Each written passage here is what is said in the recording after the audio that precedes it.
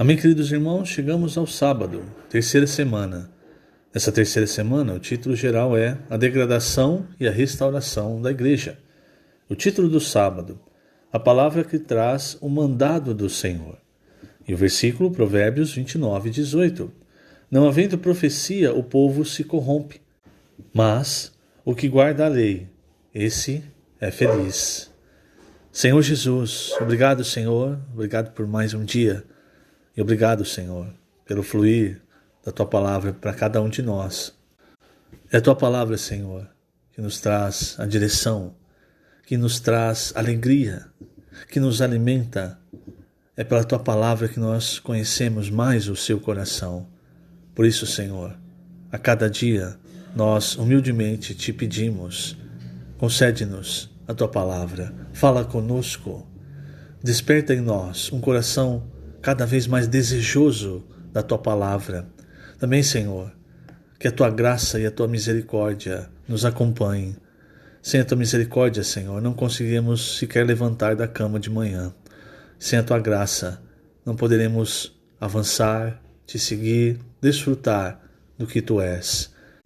Por isso, Senhor, que a Tua abundante graça esteja sempre presente na nossa vida, na nossa casa, na nossa família, no ambiente em que nós entramos. Que seja um ambiente do reino, um ambiente com a Tua autoridade, com a Tua vida. Por isso, Senhor, também nós Te rogamos, cresce em nós, de forma que quando as pessoas nos olharem, elas vejam o Senhor, não mais a nós, mas a obra transformadora que a Tua palavra tem feito nas nossas vidas. Obrigado, Senhor. Jesus é o nosso Senhor. Muito bem, queridos irmãos, ontem falamos sobre a igreja em Éfeso, ali aquela carta à igreja em Éfeso, no livro de Apocalipse. Ali nós vemos que eles tinham bastante conhecimento, foram louvados pelo Senhor, mas faltava o primeiro amor, e que eles precisavam se arrepender e voltar à prática das primeiras obras, o que nos mostra, irmãos, que essa questão do amor está muito relacionada também às obras.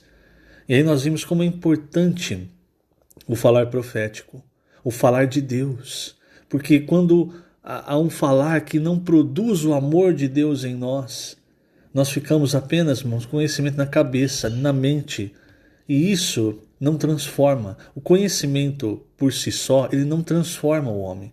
Nós vemos muitos ateus que conhecem a Bíblia, citam versículos, citam trechos, falam de Jesus, até falam com respeito, falando da figura humana de Jesus, mas a vida não muda, não tem a vida de Deus, não tem fé. Então, não deixa a palavra apenas na sua mente. É importante, lógico, nós termos a nossa mente para o conhecimento, para saber o que a Bíblia diz, os fatos, enfim. Mas essa palavra, irmãos, ela precisa penetrar em nós e habitar ricamente em nós. Foi por causa do abandono do primeiro amor e, por consequência, o que faz a gente abandonar o primeiro amor é a palavra não chegar mais. Porque Deus é amor. E como é que Deus vai entrando em nós? Através do seu Espírito, através da sua palavra. Então, ali no final do século, Paulo havia morrido, todos os apóstolos haviam sido martirizados, restava João. Mas João estava preso na ilha de Patmos, então João não podia escrever cartas. E nesse período, irmãos, a igreja em Éfeso abandonou o primeiro amor. Quando João volta, então, sai de Patmos, ele, como aquele que detinha a palavra profética, aquele que era um enviado de Deus, aquele que falava por Deus, você percebe que o resultado do falar do apóstolo João gerou uma reação na igreja em Éfeso. Mas, infelizmente, irmãos, com a morte do apóstolo João, já nas demais igrejas ali em Apocalipse, que nós vemos também a história da história das igrejas, nós vemos que também o falar profético, não havia mais o falar profético, que é o falar revelado por Deus.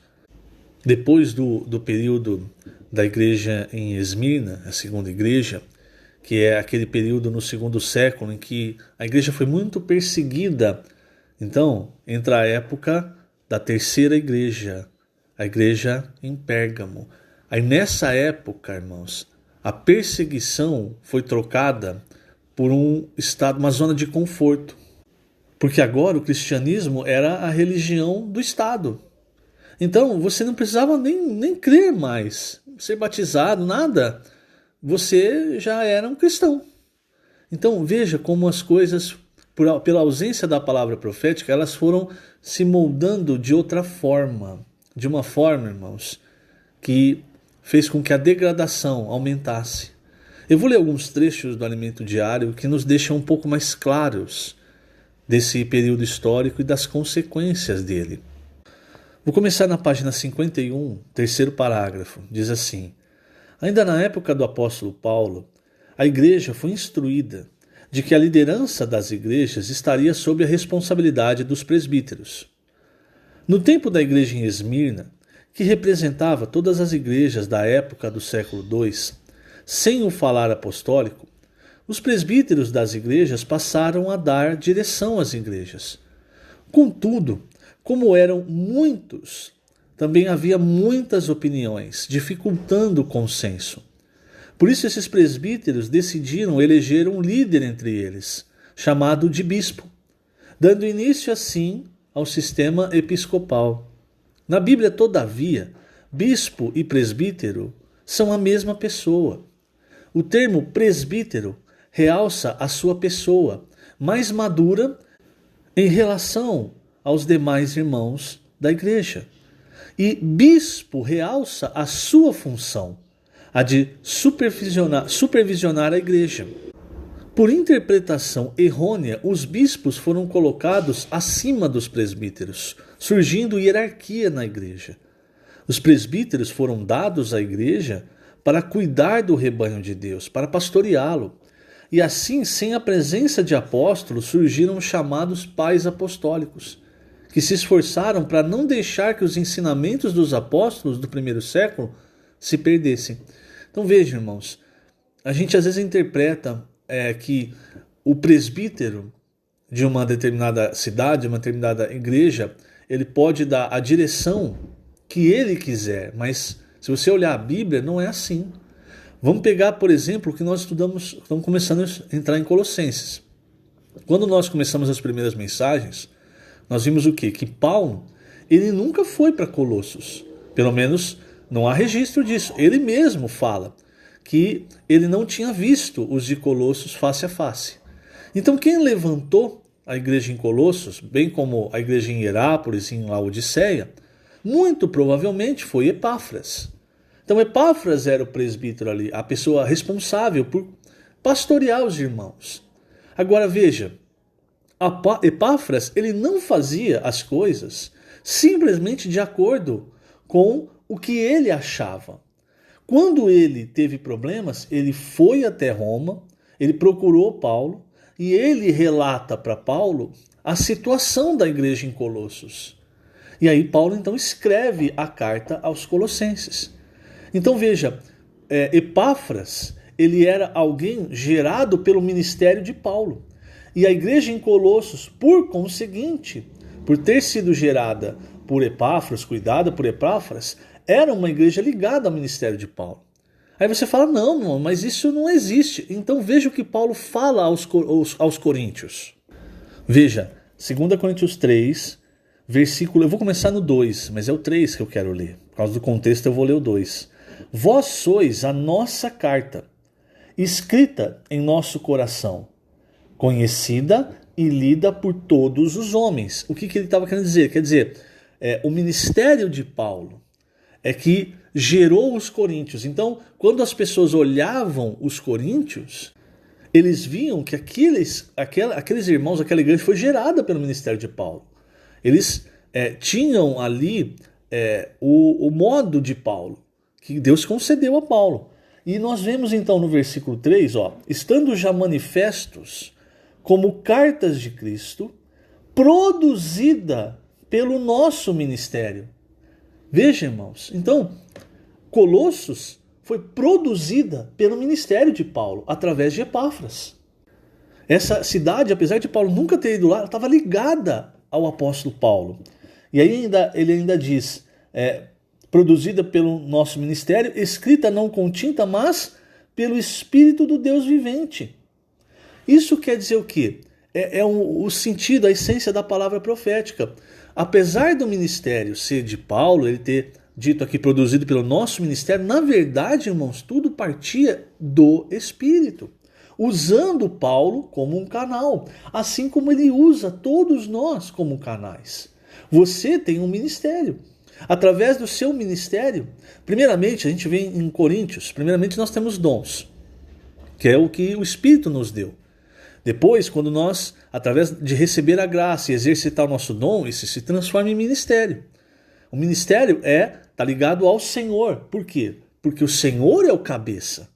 Então tudo que nós vamos fazer com o ministério que o Senhor nos deu tem que ser encabeçado. E ali ainda Paulo fala, a operação é de Deus. Quer dizer, nós com o nosso ministério, irmão, só podemos produzir, Deus ele só vai operar se estiver encabeçado por Cristo. E quando Deus então opera, a glória de quem? A glória de Deus. É assim que funciona. Então, voltando ao que nós lemos, o ministério que produziu a igreja em Colossos, irmãos, era o ministério de Paulo. Logo, essa igreja, cuidada por Epáfras, ele tinha autoridade ali em Colossos. Mas, ao mesmo tempo, ele sabia, irmãos, que pela linha da vida que nós vemos na Bíblia, Paulo ele poderia ajudar também, porque de Paulo vinha a direção de Deus. Na situação em que a igreja começou a entrar e que ele começou a perceber, olha, está acontecendo isso, vocês estão adorando, começando a adorar anjos, umas coisas esquisitas. Epáfras não tinha toda essa experiência. Ele foi humilde para lidar com isso. Então ele foi humilde e pediu ajuda a Paulo. Nós, irmãos, estamos uns sobre os outros. Nós precisamos ter humildade sempre para pedir ajuda aos irmãos mais experientes. E a não querer exercer a primazia e dizer, não, eu sou presbítero, quem manda nessa igreja sou eu. Veja só, o que acontece aqui na terceira epístola de João. Então João, irmãos, ele estava mandando essa epístola e João era o último apóstolo vivo, o canal pelo qual Deus estava mandando a palavra. Deus enviou a revelação do livro de Apocalipse através de João. E aí, irmãos, ele está falando que ele não tem maior alegria do que os filhos, saber que os filhos andam na verdade. Só que aí, irmãos, veja só, no versículo 9 de 3 João, ele cita um personagem, uma pessoa. Ele fala assim, escrevi alguma coisa à igreja. Olha só, é o apóstolo mandando uma carta à igreja. Por quê? Porque está dando a direção. E na direção, muitas vezes, ele vai corrigir coisas que a igreja está passando, situações e que muitas vezes os presbíteros não estão vendo, não estão conseguindo lidar. Então ele fala assim, escrevi alguma coisa à igreja, mas Diótrefes, que gosta de exercer a primazia entre eles, não nos dá acolhida. O que quer dizer? Havia alguém ali, provavelmente, eu não posso dizer que esse Diótrefes era presbítero, mas aqui ele fala, alguém que gosta de exercer a primazia. Ele não deixava que a palavra de João chegasse até a igreja. Olha o que João fala, por isso, se eu for aí, far-lhe-ei lembrada as obras que ele pratica, proferindo contra nós palavras maliciosas. Irmãos, na época de João, Paulo sofreu isso, Pedro sofreu isso, João, o velho João, já no final do seu ministério, sofria com palavras maliciosas. Vou ler de novo.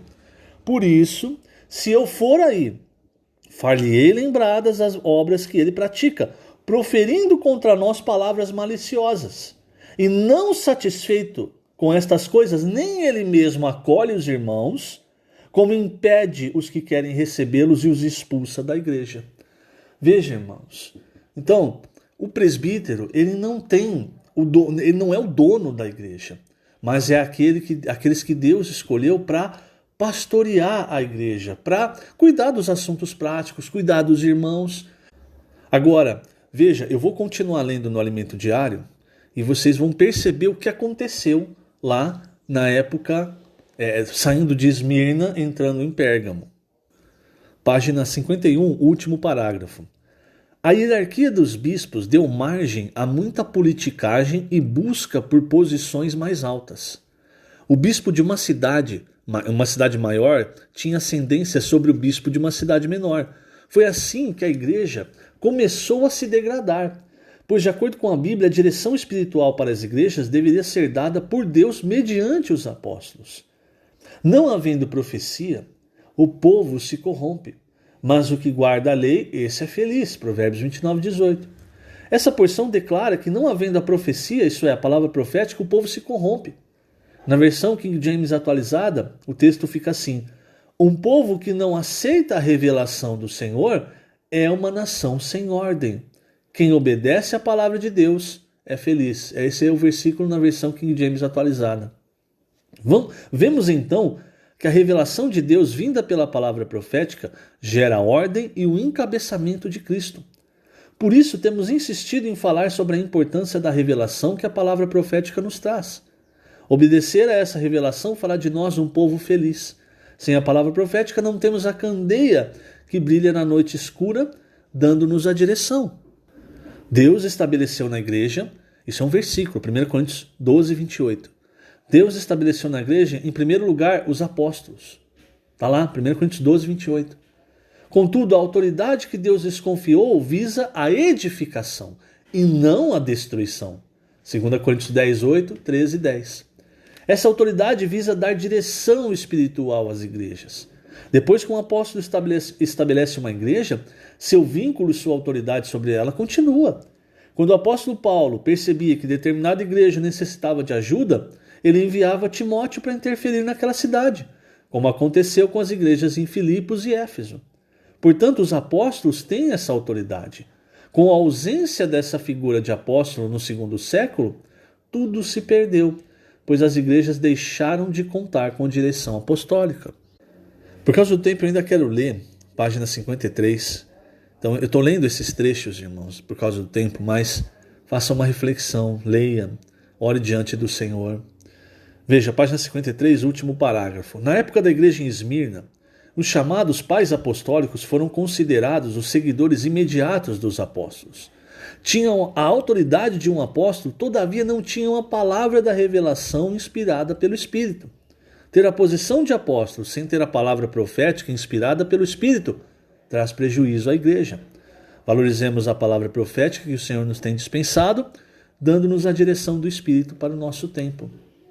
Aqui, não vai dar tempo mais, vamos falar do sábado, preciso entrar no domingo, mas aqui fala sobre o povo de Israel. O povo de Israel, irmãos, até entrar em Canaã, e logo também depois da entrada em Canaã, eles tinham a direção primeiramente de Moisés e depois de Josué. Então eles não faziam, eram 12 tribos que não faziam o que elas queriam. Mas se você perceber, quando entra o livro de Juízes, o livro de Juízes ele mostra que não havia mais essa figura, como Moisés, como Josué. E aí as tribos começaram a fazer o que elas bem entendiam. Tanto é que várias vezes no livro de Juízes, você vê o versículo dizendo, não havia rei em Israel e cada um fazia o que, segundo o bem lhe parecesse.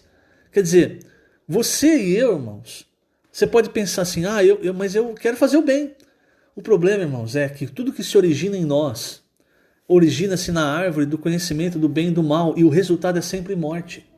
Nós precisamos da direção de Deus, nós precisamos estar cada vez mais conectados a Deus. E aí sim, aí nós vamos ter claramente a direção de Deus. Por isso, Deus, sabendo da nossa dificuldade, Ele levanta canais, pessoas, para que a direção fique muito clara. Porque senão, um vai falar uma coisa, outro vai falar outra, outro vai dizer, eu tenho essa revelação, eu tenho outra. Isso funciona, irmãos, numa reunião com relação à palavra. Mas com relação à direção da igreja, irmãos, aí não funciona. Cada um quer puxar para um lado, como aconteceu com as tribos de Israel. A origem, se você observar bem, se você ver a história da igreja, no domingo fala mais. Eu não vou ter tempo de entrar no domingo. Mas se você ler o domingo, ele fala Pérgamo, Tiatira, Sardes, Filadélfia. Se você vê essa história, você vai perceber que a divisão no meio do povo de Deus, ela acontece a partir disso, a partir do momento em que nós detemos a opinião. Tanto é que Laodiceia, né, a palavra Laodiceia é a última igreja. Essa palavra indica o quê? É a opinião, o julgamento do povo. Então isso parece bastante positivo, não é, irmãos? Mas lembre-se do que eu falei, quando a decisão está nas nossas mãos. Aliás, é isso que Satanás sempre quis, desde o princípio. A decisão está nas nossas mãos, nas mãos do homem. Então quando a opinião é do povo, é de todos, e não há uma direção dada pelo Espírito, irmãos, parece algo positivo, mas não. Você vê a situação de Laodiceia. O Senhor estava do lado de fora. Ele fala, eu estou à porta e bato. Se alguém abrir, eu vou entrar e eu vou ceiar com ele. E veja, qual é o galardão para a igreja em Laodiceia? Eu vou permitir que se sente comigo no meu trono. Por quê? Porque na verdade, irmãos, os de Laodiceia, ricos e abastados, eles estavam sentados no trono da própria vida. Não havia um encabeçamento de Cristo. A opinião era deles. Entende? Entenda que é sempre isso que Satanás quer, deixar as coisas nas suas mãos para você decidir. Quando na verdade quem deve decidir é o Senhor. E o Senhor, irmãos, por amor a nós, Ele nos dá a direção. E ele não é, então eu vou ouvir qualquer homem. Não, nós falamos bastante sobre isso. O Senhor ele nos dá, entre aspas, as pistas de que aquela pessoa está falando por Deus. Você vê o resultado, você vê aquilo que está sendo produzido. Nós falamos sobre isso também essa semana. Se você vê em toda a Bíblia, inclusive no Novo Testamento, irmãos, Deus, Ele trabalhou assim. Ele sempre utilizou um homem ou homens, não é? Ele fez isso com os seus discípulos, no final ali com o último apóstolo João. E depois, irmãos, a igreja cai em degradação. Por quê? Porque faltava exatamente a palavra da revelação, a direção, para que todos seguissem juntos. E aí, quando entra Filadélfia, o que você vê ali? Em Filadélfia nós temos a restauração total da igreja para aquilo que estava no coração de Deus no início. Ali você vê o Senhor falando, eu conheço as tuas obras. Veja, lá para Éfeso, o que ele disse? Na primeira carta, arrepende-te e volta à prática das primeiras obras. Aqui, quando ele diz, eu conheço as tuas obras, ele está no sentido positivo, ele está louvando.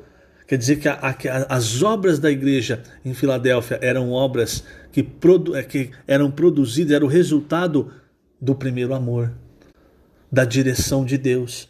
Por isso ele fala, eis que tenho posto diante de ti uma porta aberta, a qual ninguém pode fechar, que tens pouca força. Você vê que é diferente de Laodiceia, que acha que é rica, é abastada e pode simplesmente dar a direção para as coisas, para a sua vida. Não, aqui, pouca força. Entretanto, porque tem pouca força, guarda a palavra e não nega o nome. É isso, irmãos, que o Senhor, que esse ministério está produzindo, irmãos, entre nós. Veja a palavra que nós temos recebido e você vai perceber isso. Eu não tenho dúvidas, irmãos. Nós fomos gerados por esse ministério e eu não tenho dúvida. Esse ministério é o que vai nos levar para o reino, é o que vai trazer o Senhor de volta. Vamos buscar o Senhor. Vamos amar a palavra. Vamos seguir firmes pregando o evangelho, orando com as pessoas, pregando o evangelho da graça, pregando o evangelho do reino. Vamos seguir, irmãos, nessa direção que o Senhor tem nos dado. Lembre-se, Satanás quer colocar a decisão nas suas mãos. Ali em 2 Coríntios 11, Paulo fala que ele temia que a mente dos coríntios fosse corrompida e eles abandonassem o que? A simplicidade e pureza, que é o que nós vemos em Filadélfia. Tem pouca força, mas é simples e puro, porque guarda a palavra, porque guarda o nome. Nunca pare de invocar o nome do Senhor. Tudo isso, irmãos, vai fazer com que nós, cada vez mais, confirmemos, como o apóstolo Pedro diz, né, na sua carta, amplamente a nossa entrada no reino do Senhor. Que o Senhor te abençoe grandemente nesse dia. Infelizmente eu não vou conseguir falar no domingo por causa do tempo. Que o Senhor te abençoe grandemente nesse dia. Lembrando, estamos colocando essas gravações na página do YouTube da igreja em Ribeirão Preto. Que o Senhor te abençoe grandemente. Jesus é o Senhor.